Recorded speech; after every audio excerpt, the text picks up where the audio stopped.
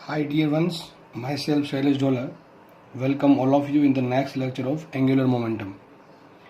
કોણીય વેગમાનના આપણે અગાઉ લેક્ચર જે અપલોડ કરેલા છે એમાં દાખલાની પ્રેક્ટિસ કરેલી અને આ લેક્ચરમાં આપણે દાખલાની પ્રેક્ટિસ કરીશું. દાખલો આપણે સોલ્વ કરીએ. 1 મીટર પહોળાઈ અને 12 કિલોગ્રામ દળના બારણાના છેડા પર 10 ગ્રામ અને 500 મીટર પર સેકન્ડની ઝડપથી બુલેટ અથડાઈને તેમાં ખૂંચી જતી હોય તો તંત્રની અંતિમ કોણની ઝડપ શોધો. શું કહે છે જુઓ છો, એક બારણું છે, બરાબર છે, બારણાનો લોક નથી મારેલો, ખાલી બારણું બંધ છે એવું માની શકો તમે. બારણાનો જે છેડો છે, ટૂંકમાં આપણે ખબર છે બારણું કઈ રીતે હોય, એનો એક ભાગ છે એ આપણે દિવાલ સાથે અટેચ કરેલો હોય છે હિંજ સપોર્ટ વડે. શું કરેલો હોય? Hinge support. અને એક છેડો ખુલ્લો હોય કે જ્યાં પહેલાં આપણે બધું હેન્ડલ બધું લગાવેલું હોય. ટોર્ક વધારે મળે એ માટે હેન્ડલ સૌથી દૂર એકદમ છેડા પર રાખે. એ તમને ટોર્ક વખતે સમજાવેલું છે. તો હવે શું કર્યું, એ જે એનો છેડો છે ત્યાં આપણે કેટલો દૂર છે છેડો, એના જે પેલો દિવાલ છે કે જ્યાં બારણાનો બીજો ભાગ અટેચ કરેલો છે ત્યાંથી 1 મીટર દૂર એક છેડો છે અને બારણાનું વજન છે 12 કિલો. આ છેડા પર શું કર્યું આપણે, 500 મીટર પર સેકન્ડના વેગથી 10 ગ્રામની એક બુલેટને ફાયર કરી. આપણને ખબર છે બુલેટ ફાયર થશે એટલે બુલેટ અંદર ખૂંચી ગઈ છે અને ત્યારબાદ બુલેટનું જે વેગમાન છે એ વેગમાન અને જે પેલું બારણાનો જે અંદરનો છેડો દિવાલવાળો છેડો છે, બરાબર છે, એ વચ્ચે કોણીય વેગમાન ઉદ્ભવશે અને ટૂંકમાં શું થશે, બારણા થોડુંક કોણીય ગતિ કરશે. આપણે એ શોધવાનું છે કેટલી ઝડપથી કોણીય ગતિ કરશે. એક ડાયાગ્રામ આવો થઈ શકે. સપોઝ કે આ બારણા છે, દિવાલવાળો ભાગ, બરાબર. સપોઝ કે બારણું લઈ લઈએ.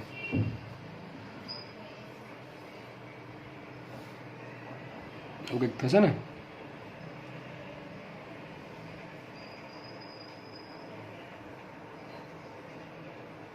સમથિંગ લાઈક ધીસ, બરાબર.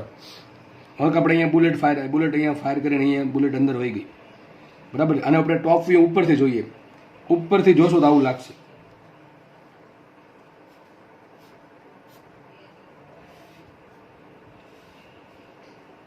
લાગશે કે ને આવું. આ બારણાની ઉપર ને આ સપાટી ખાલી આપણને દેખાશે. કોના જેવું લાગે?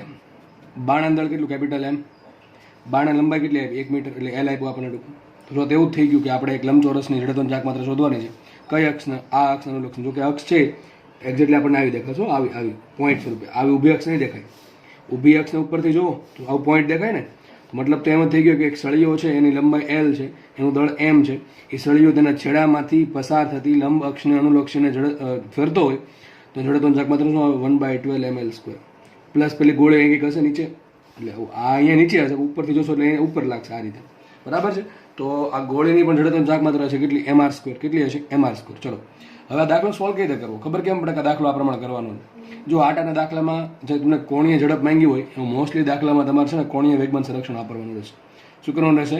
કોણીય વેગમાન સંરક્ષણ. તો આપણે શું વાપરીએ? ચલો, કોણીય વેગમાનના સંરક્ષણના નિયમ પરથી ચલો શું લખાય? પ્રારંભમાં તંત્રને મળતું અથવા તંત્રનું કોણીય વેગમાન બરાબર તંત્રનું અંતિમ કોણીય વેગમાન. Initial angular momentum of the system is equal to the final angular momentum of the system. આટલી ખબર પડી કે ચલો હવે પ્રારંભમાં વેગમાન, કોણીય વેગમાન કોણે આપ્યું? ચલો કોણીય વેગમાન કોને કહેવાય? ધારો કે કહી દઉં LI ઇનિશિયલ અને કહી દઉં LF એટલે ફાઇનલ. પહેલાં મારે LI શોધવાનું, પછી આપણે LF શોધીશું. ચલો આપણે પહેલાં એક કામ કરીએ, LI શોધીએ. LI એટલે શું થાય? What is LI? LI એટલે કે પ્રારંભમાં વેગમાન કોને? શું બારણા પછી વેગમાન હતું? ના, વેગમાન કોણે આપ્યું? જો પહેલાં વેગમાન મળશે ને પછી કોણીય વેગમાન મળશે. વેગમાન એટલે કે રેખીય વેગમાન, બરાબર છે. હું જ્યારે વેગમાન બોલું, ચલો વ્યવસ્થિત બોલું, તો જે પહેલાં જે ગોળી છે એની પાસે રેખીય વેગમાન છે.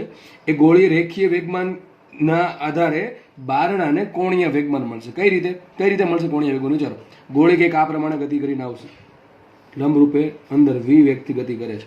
તેનું જે લંબ અંતર છે, લંબ અંતર કેટલું થશે? લંબ અંતર આમ નથી, આ પ્રમાણે, જો આ પ્રમાણે ઊભું છે. આ તો દોરવા માટે મેં ત્રાસું દોર્યું છે. તો લંબ અંતર શું થાય? લંબ અંતર થશે L. ખબર પડે કે ના પડે? સમજાય છે? ફરીથી સમજાવું. માનો કે આ બારણો છે, આ મારો જે હાથ છે બારણો છે, સમજો. ગોળી આ પ્રમાણે આવે છે અહીંયા. માનો કે આ જે આ લાઈન જે છે, આ લાઈન, માની કે અહીંયા લાઈન છે, આ બારણાનો દિવાલ જોડેનો છેડો, બારણું આ પ્રમાણે મૂવમેન્ટ કરે છે. તો આ લાઈન છે દિવાલ જોડેનો છેડો છે, જે આપણે હેન્ચ કરેલો હોઈએ. ધારો કે ગોળી આ પ્રમાણે આવી, ગોળી અહીંયા આ પ્રમાણે આવશે બારણાના છેડા પર. તો જુઓ તો ગોળી લંબરૂપે આવે છે, કેટલા વેગથી આવે? વી વેગથી આવે છે. કેટલું દળ આવશે? એનું દળ એમ છે, બરાબર. આપણે આ ઉપરથી જોશું, આ ઉપરથી તમને આવું દેખાશે, ખાલી સમજ પડે છે, ઉપરથી ટોપ વ્યૂમાં ખાલી આટલું દેખાશે. તો આ પ્રમાણે છે ને. હવે જો આ ગોળીનું વેગમાન કઈ દિશામાં? આ દિશામાં છે. ગોળીનું પ્રારંભિક વેગમાન આ દિશામાં છે. ગોળીનું વેગમાન પ્રારંભિક આ દિશામાં. ચલો આ નામ કરી દઉં. તો આ પેલું મેં કીધું એ પ્રમાણે આ સપોઝ આ લાઈન જે છે એ પેલા બારણાના દિવાલ જોડે એટેચ કરેલો લાઈન. તો અને પેલી ગોળી આ પ્રમાણે આવે છે, બરાબર છે. તો જો ગોળીનું આટલું અંતર થઈ ગયું, ગોળીનું વેગમાન કેટલું? mv ઇન્ટુ અંતર કેટલું? l. તો ગોળીનું પ્રારંભિક કોણીય વેગમાન કેટલું? આ અક્ષની સાપેક્ષ, આ અક્ષની સાપેક્ષ mvl. કેટલું? mvl. સમજ પડે કે ના પડે? સમજ પડવી જોઈએ. હું શું બોલું છું? ગોળીનું આ જો આ વેગ છે એ આ પ્રમાણેથી વેગ આમ ઊભો છે. મેં કીધું ને વેગ આ પ્રમાણે ઊભો છે. પણ આપણે 2D માં દોરવા માટે ઊભો તો દોરી નહીં, એટલે ટોક રાસો દોરેલો છે. તો આનું ચલો ગોળીનું વેગમાન કેટલું? સપોઝ ગોળીનું દળ છે m, ગોળીનું દળ 10 ગ્રામ છે, સ્મોલ m છે. તો ગોળીનું દળ m ઇન્ટુ ગોળીનો વેગ v ઇન્ટુ l. એ શું મળશે? ગોળી વડે આ અક્ષને અનુલક્ષીને બારણાને મળતું કોણીય વેગમાન mvl. બારણા પાસે શું હતો? પ્રારંભમાં કોઈ વેગ હતો? ના, બારણું તો સ્થિર હતું. તો બારણા પાસે કોઈ વેગ છે નહીં, તો બારણા પાસે કોઈ રેખીય વેગમાન છે નહીં, એટલે બારણાનું કોણીય વેગમાન 0 શરૂઆતમાં. આ શરૂઆતની વાત થાય છે. આ ક્યારની વાત થાય છે? કે જ્યારે ગોળી જસ્ટ અથડાય છે, જસ્ટ અથડાય છે, બરાબર છે. તો જ્યારે ગોળી જસ્ટ અથડાય છે એ પોઝિશનને આપણે પ્રારંભિક અવસ્થા કીધી. અને જ્યારે ગોળી ખૂંચી ગઈ અંદર અને બારણું થોડું ગતિ કરે છે, ટૂંકમાં ગોળી પ્લસ બારણું બંને, એને આપણે અંતિમ અવસ્થા કીધી. તમે પ્રારંભિક અંતિમ અવસ્થા કોઈ પણ કહી શકો છો, બરાબર છે. તો ગોળી વડે આ જે માનો કે અક્ષને આપી દો ઓ અક્ષ, તો ગોળી વડે ઓ અક્ષને અનુલક્ષીને મળતું કોણીય વેગમાન કેટલું? mvl. વેગમાં રેખીય વેગમાન ગુણ્યા રેખીય વેગમાનનું લંબન થતું શું આવશે? li બરાબર mv ઇન્ટુ કેપિટલ L. ચલો આથી ખબર પડી કે lf. lf શું આવશે? What is lf? lf બરાબર શું આવે? ચલો જલ્દી ફટાફટ કહો. ચલો lf શું આવશે? હવે ગોળી અંદર ધારો કે ગોળી અંદર પેનિટ્રેટ થઈ ગઈ છે, બરાબર. ગોળી અંદર ખૂંચી ગઈ છે. તો હવે શું કરશું? તો સિસ્ટમ કંઈક આવી દેખાશે? નહીં દેખાય, બરાબર. આ સિસ્ટમ છે આખી. આ એક્સને અનુલક્ષીને ઓમેગા જેટલી શું કહે ઓમેગા જેટલી કોણીય ઝડપથી ભ્રમણ કરે છે. તો હવે શું કરવું જોઈએ? બોલો જલ્દી. ચલો શું કરવું જોઈએ? મારે અંતિમ કોણીય વેગમાન શોધવું છે. અરે આ તો આરામથી મળી જાય. શું? I omega. બે સૂત્ર વાપરવા પડે. એક તો દળ ગુણ્યા લંબાઈ વાળું. જો એવું નથી કે એલનું સૂત્ર ઘણા એવા જ મનમાં હોય કે L બરાબર I ઓમેગા. અરે મેં કીધું તું ઘણા બધા સૂત્ર છે. L બરાબર I ઓમેગા હોય, પછી L બરાબર શું થાય? વેગમાન ગુણ્યા અંતર અને લંબ અંતર. L બરાબર P ઇન્ટુ લંબ અંતર L હોય તો, બરાબર. ઘણા બધા સૂત્ર છે. પછી ટોર્કમાં જવું પડે. ડિપેન્ડ કરે કે કઈ વસ્તુ આપી છે રકમ એના પર. તો એક કોણીય વેગનું સૂત્ર આપણે વેગમાન ગુણ્યા લંબાઈ પરથી લેવા પ્રારંભિક, અને અંતિમ શું લાવશું? આના પરથી લાવશું. L બરાબર I ઓમેગા. ચલો L બરાબર I ઓમેગા. હવે ગોળી અને બારણું બેન ઝડપ તો સરખી જ છે, કેમ કે ગોળી છે બારણાની અંદર વહી ગઈ, બરાબર. બારણાની અંદર ખૂંચી ગઈ છે. તો જેટલી કોણીય ઝડપ બારણાની હશે એટલી જ કોની હશે? ગોળીની હશે. તો LF બરાબર શું આવશે? I1 omega plus I2 omega. હવે I1 ઓમેગા શું થાય? What is I1 omega? ચલો I1 લખો. ધારો કે I1 છે બારણા માટે. કોના માટે છે? બારણા માટે છે. અને ગોળી માટે છે. I2 છે ગોળી માટે છે, I1 બારણા માટે. ચલો I1 બરાબર શું થાય? બારણાની જડત્વની ચાક માત્રા આ ઊભી અક્ષને અનુલક્ષીને વિચારો. આમાં તમને લાગુ પડશે પ્રમેય નંબર 4. પ્રમેય નંબર 4 શું કહે છે? કે એક 2D વસ્તુ છે, બરાબર છે, અને જે દિશામાં તમારે જડત્વની ચાક માત્રા શોધવી છે 3D વસ્તુ માટે, એ દિશામાં જો લંબાઈ વધે તો જડત્વની ચાક માત્રા બદલાની જો દળ એટલું જ રહેતું હોય તો સળિયાની તેના છેડામાંથી પસાર થતી અક્ષને અનુલક્ષીને જેટલી જડત્વની ચાક માત્રા હશે એટલી જ ત્યાં બારણાની આ અક્ષને અનુલક્ષણ જડત્વની ચાક માત્રા હશે, બરાબર. તો શું આવશે અહીંયા? I1 બરાબર 1/12 ml² આવશે. ચલો I2 શું આવશે? I2 શું આવે? ચલો ગોળીની જડત્વની ચાક માત્રા. ગોળીનું દળ કેટલું? સ્મોલ m ઇન્ટુ ગોળીનું અહીંથી અક્ષથી અંતર કેટલું? L². ગોળી તો બિંદુવત વસ્તુ થઈ ગઈ. તો બિંદુવત વસ્તુ માટે જડત્વની ચાક માત્રા શું હોય? ml². શું હોય? ml² અથવા mr². તો અહીંયા r છે L, આ અક્ષથી ગોળીનું અંતર L, તો અહીંયા આવશે સ્મોલ m r². ચલો આપણે કામ કરીએ, કિંમત મૂકીને ફાઇન્ડ કરીએ માટે. ચલો LF શું આવશે? LF બરાબર કેટલી આવશે? 1/12 ml² પ્લસ mr². કિંમત મૂકીએ અહીંયા 1/12 એમને રાખીએ ઇન્ટુ બારણાનું દળ. બારણાનું દળ છે 12, તો 12 કિલોગ્રામ ઇન્ટુ બારણાની પહોળાઈ એટલે કેટલું છે? 1 મીટર. અહીંયા આવશે 1 વર્ગ plus small m. Small m શું છે? ગોળીનું દળ. જો 10 ગ્રામ છે, 10/1000 ઇન્ટુ r². r એટલે શું થાય? ગોળીનું અંતર. કેટલું અંતર છે? અહીંયા લખી નાખું ml². કેમ કે r બરાબર L છે ને. r એટલે શું થાય? લંબ અંતર અક્ષ કેટલું છે? L.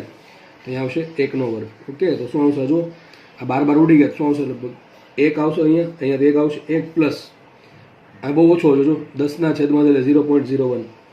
તો 1.01 ને આપણે લગભગ એક જ લખીએ તો શું આવશે? સોરી, અંતિમ કોણીય વેગમાન મળવા આપણને કેટલું મળવા? સોરી, એક ભૂલ છે, ઇન્ટુ ઓમેગા કરવાનું રહી ગયું. LF છે ને, ઇન્ટુ ઓમેગા આવશે. સોરી, એ બધા ઓમેગા ગુણવા પડશે. સોરી, સુધારવાનું તમે વ્યવસ્થિત રીતે એમ LF લખ્યું હતું અને ઓમેગા વડે ગુણવાનું ભૂલી ગયો હતો. આ જસ્ટ મેં આ શું મળી તમને? ફાઇનલ જડતો જાક માત્રા મળી હતી. તમે ગુણી નાખજો ઓમેગા વડે આખા કાઉન્સને. તો છેલ્લે મને શું મળ્યું? જો આ 1 + 0.01 ઇન્ટુ ઓમેગા છે, એવું માનો 1 + 0.01 ઇન્ટુ ઓમેગા. તો 1 + 0.01 આપણી પાસે કેલ્સી તો છે નહીં, એટલે આપણે લગભગ આને 1 જ લેશું. 1 ઇન્ટુ ઓમેગા થશે ઓમેગા. તો LF શું મળે? LF અંતિમ LF બરાબર મળશે ઓમેગા. ચલો, LI શું હતું? LI બરાબર હતું MVL. તો સાબિત શું થયું? LI બરાબર LF તો છે જ. ચલો, LI બરાબર શું છે? MVL મૂકીએ. ચલો, let me take another pen.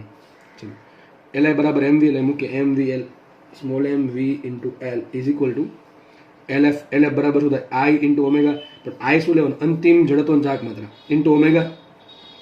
હવે આની ગણતરી કરતાનો આન્સર 1 આવે તો 1 ગુણ્યા ઓમેગા ઓમેગા થાય. તો LF બરાબર શું આવશે? LF બરાબર આવ્યું ઓમેગા. તો મૂકી દઈએ ઓમેગા. ઓમેગા શોધવાનું તો કિંમત મૂકીએ.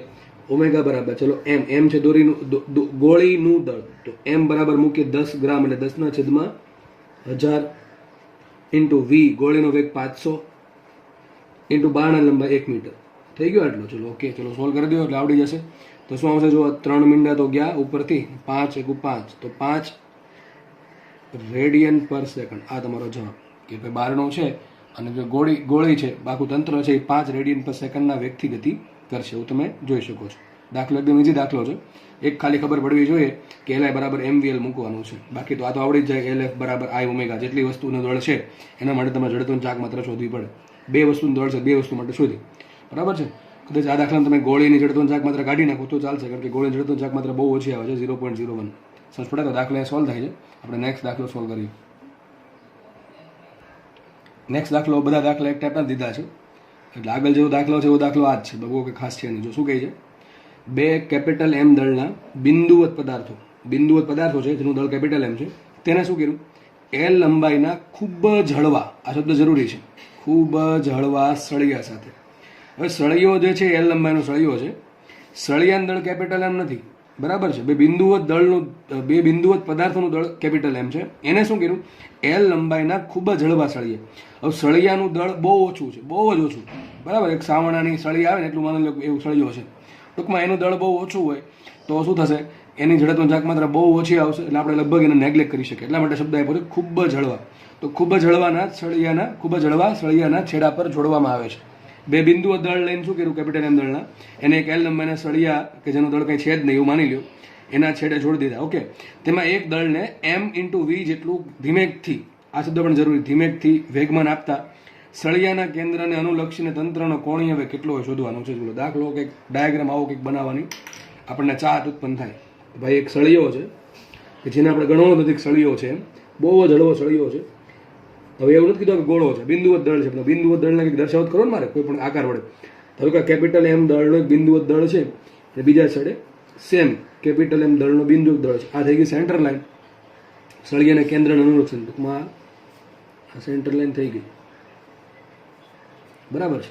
હવે રકમમાં એમ કહે છે MV જેટલું, જો કે અહીં લખે છે MV જેટલું લંબ શબ્દ ઉમેરી દેજો, સળિયાને લંબ. ટૂંકમાં આટલું વેગમાન, સપોઝ આનું કેટલું વેગમાન આપ્યું, કેટલું વેગમાન આપ્યું? M × V જેટલું વેગમાન આને આપ્યું. તો આ તંત્ર છે. જો કે આમાં એક્ઝેક્ટલી તો કોણીય વેગમાનનું સંરક્ષણ ન જ થાય, પણ દાખલો પૂછ્યો છે અને પૂછાયેલ દાખલો છે એટલે અમારે ગણાવવો પડે છે. બાકી એક્ઝેક્ટલી તો થોડું કાંઈ ટોર્ક ઉત્પન્ન થશે જ, બરાબર છે. કારણ શું એનું? કે તમે બહારથી કંઈક બળ લગાડો છો, વેગમાન આપવા માટે કંઈક તો બળ લગાડ્યું છે. જો બળ ખૂબ જ ધીમેથી લગાડ્યું હોય અને ખૂબ ઓછી માત્રામાં હોય તો તમે વેગમાન સંરક્ષણ ઉપયોગ કરી શકો. એમાં પણ થોડું તો ટોર્ક ઉત્પન્ન થશે જ. દાખલો પૂછાય છે એટલે ગણાવવો પડે. સમજ પડે છે કે નહીં? હું તમને એવું નહીં કહેતો અંધારામાં રાખો, થોડો દાખલો ગણાવી દઉં, પણ તમે થોડીક હકીકત સમજો દાખલાની. દાખલો આપણે કેમ ગણવો પડે? કારણ કે પૂછવો છે એટલે ગણવો પડે છે. દાખલો બેઠો પૂછેલ દાખલો છે, પણ આપણે દાખલામાં શું યુઝ કરશું? કોણીય વેગમાન સંરક્ષણ. કોણીય વેગમાન સંરક્ષણ યુઝ ક્યારે કરી શકીએ? ટોર્ક ઉત્પન્ન થતું ન હોય તો જ. ટોર્ક તો થોડુંક તો ઉત્પન્ન થવાનું જ છે, કે આપણે આટલું બહારથી વેગમાન લગાડ્યું, બરાબર છે, એના કારણે ટોર્ક ઉત્પન્ન થવાનું છે. પણ હવે કંઈ ચોખ્ખો નથી પડે એટલે આપણે એવું માની લઈએ છીએ કે ભાઈ કોણીય વેગમાનનું સંરક્ષણ થાય છે. ચલો આપણે એમ લખીએ કે ભાઈ કોણીય વેગમાનના સંરક્ષણ પરથી, ચલો કોણીય વેગમાનના સંરક્ષણ પરથી શું લખાય? વિચારો શું લખાય? એલઆઈ બરાબર એલએફ. હમણાં કીધું એ પ્રમાણે એલઆઈ બરાબર એલએફ. ચલો એલઆઈ કોણ આપશે? એલઆઈ આપશે આ. પ્રારંભમાં તો ખાલી આવું હતું કે એક સળિયો, માનો કે સળિયો છે, અહીંયા બે પેલા ગોળા લગાવી દીધા છે સિમ્પલ, બિંદુવત દળ, બરાબર. તો પ્રારંભમાં તો બધું સ્થિર જ છે, એટલે પ્રારંભમાં તો એમ ઘણા કંઈક છે, પ્રારંભમાં તો 0 છે ને. અને ભાઈ પ્રારંભ એવું નહીં કે શરૂઆતમાં પ્રારંભ હોય એને જ પ્રારંભ કહેવું. તમે કોઈ પણ પોઝિશનને પ્રારંભને અંતિમ કહી શકો. તો આપણે પ્રારંભ કોને કહેશું? આ જે દળ, આજે એને વેગમાન આપ્યું ને એમવી, એ જે લાગે છે એ અવસ્થાને પ્રારંભ કહેશું. અને લાગ્યા પછી શું થાય છે એને અંતિમ કહેશું. તો ચલો પ્રારંભમાં કેટલું કોણીય વેગમાન મળશે? તો વેગમાન કેટલું છે? એમવી. એનું અંતર કેટલું? આખી લંબાઈ કેટલી છે? આ લંબાઈ છે એલ, એ લંબાઈ છે, આટલી લંબાઈ એલ છે. તો આ લંબાઈ કેટલી હશે? L/2. કેટલી હશે? L/2. તો પ્રારંભિક કોણીય વેગ કેટલું હશે? વેગમાન ગુણ્યા લંબાંતર કેટલું આવશે? mv × L/2. તો Li આવશે mv × L/2 is equal to LF. LF શું આવશે? તંત્રનું અંતિમ કોણીય વેગમાન. ચલો LF કઈ રીતે મળે? LF મળે I × ઓમેગા પર. આપણે ઓમેગા શોધવાનું છે. ચલો I શું આવશે? ગોળા માટે અને એક સળિયા માટે જડત્વની ચાક માત્રા, જેટલી વસ્તુનું દળ છે જડત્વની ચાક માત્રા તમારે I આવશે અંતિમ. હવે દળ કોની પાસે છે? 3 વસ્તુ પાસે છે. સળિયાનું દળ તો બહુ ઓછું છે, એટલે સળિયા જડત્વની ચાક માત્રા આપણે લગભગ નેગ્લેક્ટ કરી દઈએ. જો દળ આપ્યું હોત એનું સળિયાનું તો આપણે લેવામાં કંઈ વાંધો નહોતો. એટલે કોઈ ખૂબ જ હળવો લખ્યો છે, મારે ખૂબ જ હળવો લખવું પડ્યું, બરાબર છે. તમને એમ કે સળિયાનું દળ કેપિટલ M કે 2M છે, તો આપણે શું કરવાનું? 1/2 ml ઉમેરવું પડે. પણ એ સળિયાની જડત્વની ચાક માત્રા 0 થશે. એનું રીઝન એ છે કે સળિયા માટે ખૂબ જ હળવો શબ્દ વાપર્યો છે દળની સાપેક્ષે. તો ટૂંકમાં આપણે સળિયાની જડત્વની ચાક માત્રા ગણશું નહીં, તો ગણવાની કોની રહી? આ બે બિંદુવત દળની. ચલો બિંદુવત દળ, ચલો આ લઈએ. ચલો આની જડત્વની ચાક માત્રા શું આવે? આને અનુલક્ષીને, બરાબર. અક્ષ આપણને આપી છે સળિયાના કેન્દ્રને અનુલક્ષીને, તો અક્ષ મારા માટે આ છે. તો આ જે દળ છે એને અનુલક્ષીને, સોરી, આ જે દળ છે એની આ અક્ષને અનુલક્ષીને જડત્વની ચાક માત્રા શું હોય? mr². ચલો હું કહેતો m ઇન્ટુ અંતર કેટલું આનું અહીંથી લઈને અહીંયા સુધી L/2 mr². એનો વર્ક કરશું. આમાં કેટલા ગોળા છે? સેમ આની એટલી થશે, આની જેટલી થઈ એટલી જ આની થશે. તો ઇન્ટુ 2 કરી દે. 2 શું કામ આવ્યા? 2 તમારે ન કરવો હોય તો તમારે આવું કરવું પડે, m × L/2² આની પ્લસ m × L/2² આના માટે. બંનેનો સરળ કરો તો આ આવશે કે ન આવે? ઇન્ટુ શું કરવું પડે? ઓમેગા. પ્લસ સળિયા માટે લીધી નથી, લખી દઉં અહીંયા I સળિયા ઇઝ ઇક્વલ ટુ 0. સળિયા માટે જડત્વની ચાક માત્રા 0 લેતા, કારણ કે સળિયો ખૂબ જ હળવો દળનો આપેલો છે, બરાબર છે. તો આપણે મુખ્ય કિંમત માટે LF ઇઝ ઇક્વલ ટુ, જો શું આવશે? 2m × L²/4 ઇન્ટુ ઓમેગા માટે LF is equal two mL²/2 into omega. આ થઈ ગયું LF અને આ થઈ ગયું LH. એટલે કામ કરીએ, આ કિંમત મૂકી દઉં તો શું આવશે? અહીંયા mL²/2 ઇન્ટુ ઓમેગા થઈ ગયું. હવે શું આવશે? જો આમાંથી mm ઉડી ગયા, કિંમત મૂકીએ. ઓમેગા ઇઝ ઇક્વલ ટુ, ચલો ડાયરેક્ટ મળી જશે. mm ઉડી ગયા, આ v વધશે, આ 2 ઉડી ગયા, અને જે અહીં L છે અહીંયા L² છે. L ક્યાં આવશે છેદમાં? તો v ઓમેગા બરાબર શું આવશે? v/L. આ તમારો જવાબ. Very simple question. બરાબર, એકદમ ઇઝી દાખલો છે, બરાબર છે. પણ આમાં હજી કહું છું કે આ તમે એક્ઝેક્ટલી વાપરી ન શકો, થોડુંક તો આમાં ટોર્ક ઉત્પન્ન થવાનું જ છે, બરાબર. તો ઓમેગા બરાબર શું આવશે? v/L આવશે. સળિયું અહીંથી જડિત કરેલું હોય ને તો કંઈક પોસિબિલિટી રહી કે ટોર્ક ઉત્પન્ન ના થાય. તો દાખલો આગળ, નેક્સ્ટ દાખલો લઈએ આપણે. તો નેક્સ્ટ દાખલાની રકમ તમને તમારી સ્ક્રીન પર દેખાતી હશે. આ જે દાખલો છે એ જાન્યુઆરી 2020માં પૂછાયેલ દાખલો છે, બરાબર છે. દાખલો આવતો આવડી જવો જોઈએ દાખલો છે. જુઓ શું કહે છે. આગળ 2 દાખલા ગણાવ્યા ને એને જેવો જ આ દાખલો છે, બહુ કાંઈ વધારે ચેન્જ નથી. જુઓ શું કહે છે. 4m દળ અને L લંબાઈનો સળિયો. જો અહીં સળિયો છે ને દળ આપ્યું છે. આગળના દાખલામાં સળિયાનું દળ નહોતું, આમાં સળિયાનું દળ છે. ચલો કાંઈ વાંધો નહીં, આપણે કાંઈ ફરક નથી પડતો. 4m દળ અને L લંબાઈના સળિયાને તેના કેન્દ્રથી જડિત કરેલ છે. જો સળિયો છે એના કેન્દ્રથી જડિત છે, સમજ પડે છે. m દળ અને v વેગથી ગતિ કરતો કણ. શું છે? m દળ અને v વેગથી ગતિ કરતો કણ સળિયાની અક્ષ સાથે થીટા બરાબર 45 ડિગ્રીના ખૂણે કોઈ છેડે અથડાઈને તે છેડા સાથે ચોંટી જાય છે. ઓકે, ચલો સમજાય છે. તો અથડામણ બાદ તંત્રની કોણીય ઝડપ કેટલી હોય શોધવાની છે. કે આવું કંઈક કહે છે. સપોઝ સમથિંગ લાઈક ધીસ, કે એક સળિયો દોર દઈએ પહેલા. ધારો કે એક સળિયો લઈ લઈએ, એનું સેન્ટર અહીંયા છે. ધારો કે આ પ્રમાણે એ કેવો છે? જડિત છે. માને અનુલક્ષીને ફરી શકે. હવે થાય છે શું? જુઓ આ પ્રમાણે જે સળિયો છે એનું દળ છે 4m, 4 ઇન્ટુ કેપિટલ M, ચલો સ્મોલ m છે પણ આપણે કેપિટલ M રાખશું બધું. અને આ લંબાઈ છે એની L લઈ લઈએ. કેટલી લંબાઈ લઈ લઈએ? L લઈ લઈએ. ઓકે, ચલો આગળ વાત કરીએ. એક બીજો દળ, જો કેટલું દળ છે? સ્મોલ m, ટૂંકમાં જેટલું છે. આનું 4m છે તો આનું m છે, બરાબર. અને v વેગથી ગતિ કરતો કણ સળિયાની એક્સિસ સાથે θ = 45 ડિગ્રીના ખૂણે કોઈ છેડા સાથે અથડાય છે. હવે તમે 45 ડિગ્રીના ખૂણે અથડાવો છો તો આમે અથડાઈ શકે, આમે અથડાઈ શકે, આમે અથડાઈ શકે, આમે અથડાઈ શકે. 4 પોસિબિલિટી છે. એ 4 પોસિબિલિટી અહીંયા છે. કોઈ પણ છેડે અથડાય છે એવું કીધું છે. એક છેડે અથડાય છે તો 45 ડિગ્રીના ખૂણે આમે અથડાય, આમ ગતિ કરતો કરતો 45 ડિગ્રીના ખૂણે અથડાઈ ગયો. આમ પણ 45 ડિગ્રીના ખૂણે અથડાઈ શકે, આ રીતે પણ 45 અને આ રીતે પણ 45, આ પ્રમાણે, સોરી, આમ આમ આમ આમ અથવા આમ 4 પોસિબિલિટી. કોઈ પણ પોસિબિલિટી જો કંઈ ફરક પડતો છે નહીં, કારણ કે ખાલી મૂલ્ય માંગ્યું છે, દિશા માંગી નથી. બરાબર છે કે કઈ દિશામાં ફરશે એ ડિપેન્ડ કરે કઈ રીતે અથડાય છે. આપણે ખબર છે જો અહીંથી આવીને અથડાય તો આમ ફરવાનું સ્ટાર્ટ કરે સળિયો, બરાબર. આમ અથડાય તો આમ ફરવાનું સ્ટાર્ટ કરશે. આપણે કોઈ પણ દિશા લઈ લઈએ. સપોઝ કે આપણે ધારી લઈએ કે અહીંથી અથડાય છે, અહીંથી ગતિ કરતો કરતો અથડાણું. સપોઝ કે અહીંયા એક દળ છે, સ્મોલ એમ દળ, કે જે વી વેગથી ગતિ કરતું કરતું, let me take another pen. Suppose આ રીતે ગતિ કરતો કરતો કરતો કરતો કરતો કરતો કરતો કરતો કરતો અથડાઈ ગયો, બરાબર. અને શું થશે? અથડાઈને ચોંટી જાય છે ભાઈ પાછળ. બોલો લ્યો શું કહી દેજો?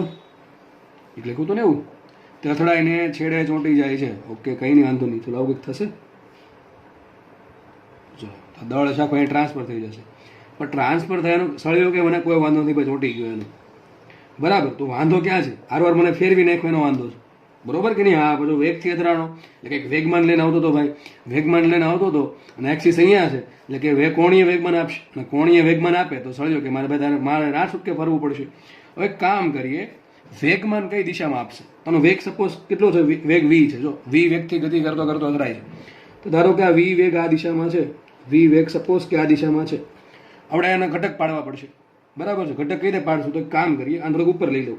આ જે વેગ છે ઉપર સપોઝ એ ટ્રાન્સફર કરી દઉં. આ પ્રમાણે વી વેગ છે, બરાબર. આ વેગ ઉપર ટ્રાન્સફર કર્યો અને એંગલ કેટલો બનાવે છે? કયા ખૂણા ધરાય છે? Theta is equal two 45. તો આ એંગલ 45 ડિગ્રીનો એંગલ છે. This angle is 45 degree. એક ઘટક તો આ પડે, ચલો આ ઘટક કયો પડે? અને એક ઘટક તો આ પડે ભાઈ, બરાબર છે. એક્ઝેક્ટલી ઉપર નહીં પડે, સેન્ટરમાંથી પડશે. સેન્ટરમાંથી, જે સેન્ટર લાઈન છે ને ભાઈ, સેન્ટર લાઈન, ત્યાંથી ઘટક પડશે. તો મેં થોડુંક ઉપર દોર દીધું છે તો ઠીક છે, બાકી તો એક્ઝેક્ટલી સેન્ટર લાઈનમાંથી એનો ઘટક પડશે, બરાબર. એના સેન્ટર ઓફ માસમાંથી, આજે ગોળો ચોંટી ગયો એના સેન્ટર ઓફ માસમાંથી ઘટક પડશે. એટલે હવે એમ માનું કે આ નીચે જ છે, બરાબર છે. તો એક ઘટક પડ્યો કયો? વી કોસ 45. આ ઘટક કયો પડશે? વી કોસ 45. ના ઘટક કયો પડે? વી સાઇન 45. ચલો વી કોસ 45 ની કિંમત કેટલી હોય? અરે વી બાય રૂટ 2 સાહેબ, એવું કેમ પૂછો છો? આ શું આવશે? V by root 2. ના પણ V sine 45 kilo, V by root 2. સમજ પડે કે ના પડે? અરે ભાઈ સમજ પડવી જોઈએ. આગળ દાખલો જે ગણ્યો આપણે એમાં નામાં શું ફરક છે? જુઓ તો ક્યાં ગયો ભાઈ પેજ? અહીંયા છે જો. એમાં જે ગોળો હતો અથડાવો ડાયરેક્ટલી એને વેગમાન આપ્યું હતું આ દિશામાં સીધું. આમાં આવું કંઈક આપ્યું, આ રીતે આપ્યું છે. બે ઘટક પાડી દે, એક આમ પાડી દે, એક આમ પાડી દે, કંઈ વાંધો જ નથી આપણને. 30 ડિગ્રી આપે તો એ પ્રમાણે ઘટક પાડો, 60 ડિગ્રી આપે તો એ પ્રમાણે પાડો. આમ આપે, માનો કે ગોળો આમ અથડે શું થાય? અરે કોઈ દી ફરે જ નહીં વસ્તુ. કેમ ન ફરે? અરે વેગમાન કે પસાર થાય, વેગમાન અહીંથી પસાર થયું. વેગમાનનું કંઈ લમંતર જ નથી. સમજ પડે કે નહીં? એમ બી આપણે સીધી વાત છે કે ગોળો આમ હોય, એક ગોળો આમ હોય ને આપણે આમ દબાવો તો હું શું વસ્તુ ફરવાની છે? અરે ફરે જ નહીં, ન ફરીએ કે ને, સીધી વાત છે. ટૂંકમાં આમ જ અથડાવવું પડશે. તો અલગ અલગ ખૂણે અથડાઈ શકે. આગળના દાખલા આપણે 90 ડિગ્રીના ખૂણે અથડામણ થઈ છે અક્ષ સાથે, અહીંયા 45 ડિગ્રીના ખૂણા સાથે અથડામણ થઈ છે. હવે મને એમ કહો, આ ગોળો છે, બરાબર છે, એના પર આનો વેગમાન કેટલો આવશે ગોળાનો? અહીંયા એમ વડે ગુણ દઉં ને, અહીંયા આવશે એમ, અહીંયા પણ આવશે એમ. તો આ વેગમાન છે એ આ ગોળાને આ દિશામાં પ્રેસ કરે છે. આ જે વેગમાન છે એ ગોળાને આ દિશામાં પ્રેસ કરે છે. તો શું આના કારણે સળિયો ફરી શકે? ના ફરી શકે. ચલો આના કારણે ફરી શકે? આ ઓબ્વિયસલી સર ફરી શકશે. આ પ્રમાણે વસ્તુ છે, સમજો. આ પ્રમાણે માનો કે સળિયો છે, બરાબર છે. એક વેગ આમ છે ને એક વેગ આમ છે. શું આ દિશામાં જે વેગ છે આ દિશામાં એ શું કરે? ફેરવે. આ ફેરવતો જ નથી લા, આ ફેરવે ને, જો ફરે છે. સમજ પડે કે નહીં પડે? ઉપરથી જાય છે, થોડુંક સમજો યાર, બરાબર. તો એમ સમજી શકાય કે આ જે વેગમાન છે એ વેગમાન ઓથી અંતર કેટલું? ચલો સમજો હું શું કહું છું. આ આકૃતિ છે ને થોડીક નાનકડી દોર નાખીએ આપણે, થોડુંક આપણને આઈડિયા હજુ વધારે આવે, ક્લિયર કટ. તો કઈ પેન વાપરશું? ચલો રેડ જ પેન વાપરીએ. હવે એક સળિયો હતો, બરાબર છે. આ થઈ ગઈ સળિયાની સેન્ટર લાઈન, બરાબર. ખાલી આપણે હવે ગોળો નહીં દર્શાવીએ, ખાલી પેલો વેગ જ દર્શાવવાના છે મારે. તેના બે વેગ છે. જો એક વેગ આ રીતે છે, એક વેગ આ રીતે છે, એક વેગ આ રીતે છે. આ વેગ છે વી બાય રૂટ 2, આ વેગ છે વી બાય રૂટ 2. આ પેલું સેન્ટર છે, એનું કેન્દ્ર. આનો વેગમાન આવશે એમ વી બાય રૂટ 2, આનો વેગમાન આવશે એમ વી બાય રૂટ 2. ચલો બરાબર, આવું થઈ ગયું. અને પેલા ભાઈ છે ચોટી ગયા પાછા અહીંયા. ઓકે ઓકે ઓકે, ચલો. અને આ એની એક્સિસ છે. હવે એક્સિસ તમે આમ લઈ શકો, બરાબર, આમે લઈ શકો એક્સિસ ઊભી, અથવા આમે લઈ શકો, ચાલશે. ચલો ને, આ પ્રમાણે કંઈક ડાયાગ્રામમાં આવું રિપ્રેઝન્ટ કરી શકાય. તો જુઓ તો આ હવે મારે બે વેગમાન છે, તો બે વેગમાનના કારણે ચલો ઓ બિંદુ અહીંયા લઈ લે, સેન્ટર પર જ કીધું છે, બરાબર છે. તો સેન્ટર એટલે કે ઓને અનુલક્ષીને કોણીય વેગમાન કોને કહેવાય? તો કોણીય વેગમાન સર એક સિમ્પલ અમને ખબર પડે કે કોણીય વેગમાન બરાબર વેગમાન ગુણ્યા વેગમાનનું લંબાંતર. તો એ વેગમાન છે, કેટલું વેગમાન છે? mv/√2. ચલો આને આગળ લંબાવો, ધીમે ધીમે ધીમે ક્યાંથી પસાર થશે? ઓ માંથી પસાર થાય કે ન થાય? અરે mv/√2 ક્યાંથી પસાર થાય? ઓ માંથી પસાર થાય. તો એમ વેગમાન છે, આપણે વેગમાનનું લંબાંતર નથી લા, ખબર પડે કે નું? ચાલો વેગમાન લગાડ્યું પણ કઈ વેગ કોણીય વેગમાન આપ્યું નહીં. એટલે જો પેલા જેવું છે, બળ લાગે તો ટોર્ક લાગે જેવું જરૂરી નથી. સમજ પડે કે નહીં? એટલે એ પ્રમાણે વેગમાન હશે તો કોણીય વેગમાન હોય એવું જરૂરી નથી. વેગમાનની જોડે લંબાંતર પણ હોવું જોઈએ. તો આ જે વેગમાન છે mv/√2, બરાબર, એ ક્યાંથી પસાર થશે? ઓ માંથી પસાર થાય એટલે એના કારણે કોઈ કોણીય વેગમાન મળે નહીં. પણ આ ભાઈ તો એમને એમ છે ને. જો ચલો આ mv/√2 આપણે આમ સીધું કરી દઈએ, લંબાવીએ તો લંબાંતર કેટલું આવશે? l/2. કેટલું આવે? l/2. તો આના કારણે કોણીય વેગમાન મળે. આ થઈ ગઈ પ્રારંભિક અવસ્થા. ચોંટી ગયા પહેલા જ્યારે જસ્ટ ચોંટવાની તૈયારીમાં હશે, અથડાવાની તૈયારીમાં હશે, ત્યારે આવી કન્ડિશન થશે. અથડાઈ ગયો, ચોંટી ગયો, પછી આ ભાઈ ફરવા મળશે. બે વસ્તુ ફરશે, પેલી ઝડપથી ઓમેગા ઝડપથી. નવો કેસ છે, ત્રીજો અંતિમ કેસ. તો આ થઈ ગઈ મારી પ્રારંભિક અવસ્થા, આ થઈ ગઈ મારી પ્રારંભિક અવસ્થા. અંતિમ અવસ્થા આવી ગઈ હશે. એટલે ભાઈ સળિયાનો કલર થોડો બદલાઈ જાય ફરે, એટલે રેડ છે તો રેડ જ રહેવાનું ને. ઓકે ચલો, તો આ કંઈક અંતિમ કન્ડિશન કંઈક આવી હશે. સળિયો છે એ ગોળો ચોટી ગયેલ છે અને બધું બાજુ ફરે છે. કેટલી ઝડપથી? ઓમેગા ઝડપથી. આપણે ઓમેગામાં ઇન્ટરેસ્ટ છે, કેટલી ઝડપથી છે. આ જે સળિયો છે એનો દળ છે 4 × M, સળિયાની લંબાઈ છે L. આ જે ગોળો ચોંટી ગયો છે એનું દળ, એટલે ગોળો એટલે કે બિંદુ દળ, બરાબર છે, એનું દળ કેપિટલ M છે. ઓકે ચલો, આ પ્રારંભિક અવસ્થા છે, આ છે એની ફાઇનલ કન્ડિશન, અંતિમ અવસ્થા. આ છે ઇનિશિયલ કન્ડિશન, બરાબર છે. કાંઈ નથી કરવાનું આપણે આમાં. જોકે આમાં પણ એક્ઝેક્ટલી વેગમાન સંરક્ષણ થોડુંક તો ના જ કરી શકીએ એક્ઝેક્ટલી, કારણ કે થોડું ટોર્ક ઉત્પન્ન થવાનું છે, આ ઠટકો લાગવાનો એટલે. પણ આપણે દાખલો છે ગણવો પડશે હવે. તો વિચારીએ કે પ્રારંભિક કોણીય વેગમાન બરાબર અંતિમ કોણીય વેગમાન, બરાબર. બાકી કોણીય વેગમાનનો ફેરફાર આવે. કેટલો ફેરફાર આવે? આટલો આવે, ટોર્ક × ΔT. લા રાગે થયા તમે લાવવાનું એવું કે આટલો ફેરફાર આવે?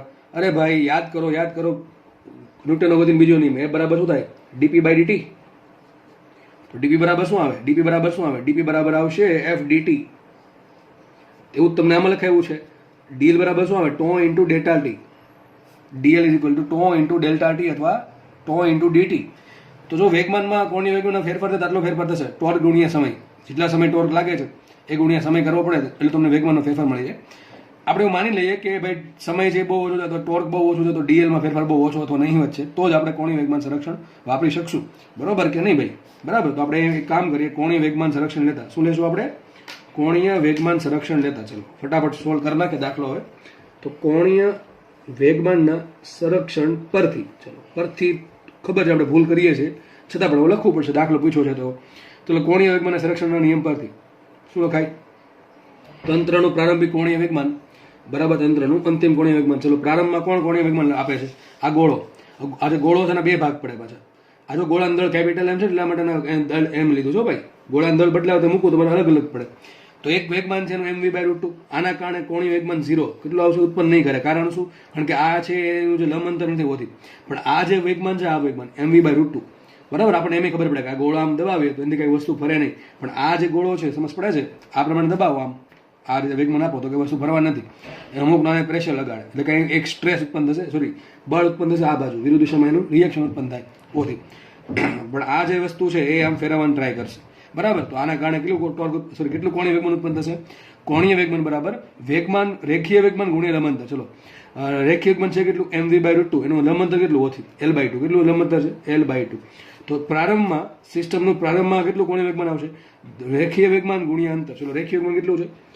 mv/√2 ઇન્ટુ લંબાંતર કેટલું? l/2. તો પ્રારંભમાં કોણીય વેગમાન મળ્યું is equal to LF. L બરાબર શું આવશે? I omega. તંત્ર ફરવા માંડ્યું એટલે ફરશે એટલે I ઓમેગા. ઓમેગા શોધવા માટે સૂત્ર આપણે તમારે I ઓમેગા જ વાપરવું પડે. સમજ પડે કે નહીં? સમજ પડી જોઈએ. ઓમેગા શોધવું હોય તો સૂત્ર LF ને જ છે I ઓમેગા. તો આપણે હવે શોધવું પડશે તંત્રની અંતિમ જડતન ચાક માત્રા. તો મૂકીએ ચલો અહીંયા તંત્રની અંતિમ જડતન ચાક માત્રા. ચલો પહેલા કોણ? સળિયો છે. જેની પાસે દળ હોય જડતન ચાક માત્રા હોય. બે વસ્તુ છે આપણે, એક સળિયો અને એક ગોળો. સળિયા પાસે દળ કેટલું? 4m. સળિયાની લંબાઈ કેટલી? L.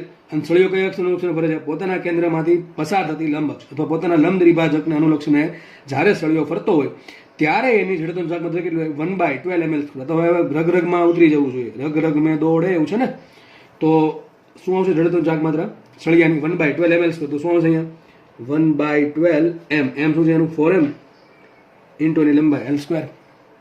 1/12 ml² પ્લસ આ દળ છે. દળ છે ને, ચલો દળ કેવું બિંદુવત દળ છે. બિંદુવત દળને જડત્વનું ચાક માત્ર શું હોય mr². તો દળ કેટલું m ઇન્ટુ અંતર કેટલું એનું l/2. તો શું આવશે અહીંયા m ઇન્ટુ r² શું થાય l/2² ઇન્ટુ ઓમેગા ને પાછું ઇન્ટુ થશે ઓમેગા. આ ઓમેગા છે ને, આપણે આઈ ની કિંમત મૂકી ઇન્ટુ ઓમેગા. આટલું થઈ ગયું. સોલ્વ કરીએ આને.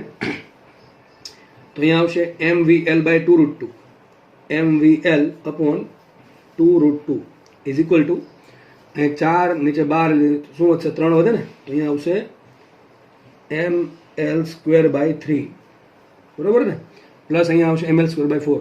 અહીંયા આવશે ml²/4 ઇન્ટુ ઓમેગા. તો એક વસ્તુ થઈ શકે, અહીંયા 4 ને અહીંયા ગુણો, 3 ને અહીંયા ગુણો, 12 થશે ને અહીંયા. તો ઉપર શું આવશે 4ml² plus 3ml², that is 7ml²/12. શું થશે 7ml²/12. અને આખું પદ છે ને આ બાજુ લઈ જઈએ. આખું પદ છે કયું 7ml²/12, એને આખું આ બાજુ લીધું તો ઓમેગા શું આવશે, માટે ઓમેગા બરાબર એટલે આખું પદ લખી નાખવા mvl/2√2. અહીંયા શું આવે 7ml²/12. તો 12 ઉપર જશે અને 7ml² આવશે નીચે. ચલો શું આન્સર આવે આનો, તો જુઓ અહીંથી m ઉડી ગયા. એક તો v વધશે, ઉપર l છે, નીચે l² છે, આ √2 છે એટલે નીચે એક l વધે તો v/l તો વધવાનું છે. ઉપર 12 છે, ઉપર 12 છે એટલે 6 દુ 12, ઉપર 6 વધે, 6 ભાગ્યા √2. 6 ભાગ્યા √2 શું કહેવાય 3 ગુણ્યા 2 થાય ને. 6 ને શું કહેવાય 3 ગુણ્યા 2, પછી 2 ને શું કહેવાય √2 ઇન્ટુ √2. તો √2 છે તો ઉપર શું વધે, આવો આન્સર આવશે 3√2. સમજ પડ્યું. 12 ભાગ્યા 2 6 થાય, 6 ભાગ્યા √2 ને કહેવાય 3√2. કઈ રીતે 6 ને શું કહેવાય 3 દુ 6 અને 2 ને શું કહેવાય √2 ઇન્ટુ √2. તો √2 ઉડી જશે, હજી √2 વધશે તો 3√2 ઇન્ટુ v આટલો આવશે ને ઇન્ટુ 7. આ બધું વહીવટ થઈ ગયો છેદમાં l. આ તમારો જવાબ 3√2v/7l. આટલા ઝડપથી કોણે ઝડપથી સળિયો અને પેલો ગોળો ફરશે. તો હવે પછીના ભવિષ્યમાં તમારે કોઈ એક્ઝામમાં આ ટાઈપનો દાખલા આવે કથડાવાવાળા, આ પેન પડી હતી ને કંઈક અથડાણું આ પ્રમાણે તો ફરશે, એના માટે તમારે આ વસ્તુ કરવાની. પ્રારંભિક કોણીય વિજ્ઞાન બરાબર અંતિમ કોણીય વિજ્ઞાન બરાબર ખબર પડે કે નહીં, ત્યાં સોલ્વ થાય છે. અને આ લેક્ચર પણ અહીંયા આપણે પૂરો કરીએ. Thank you so much. જય હિન્દ.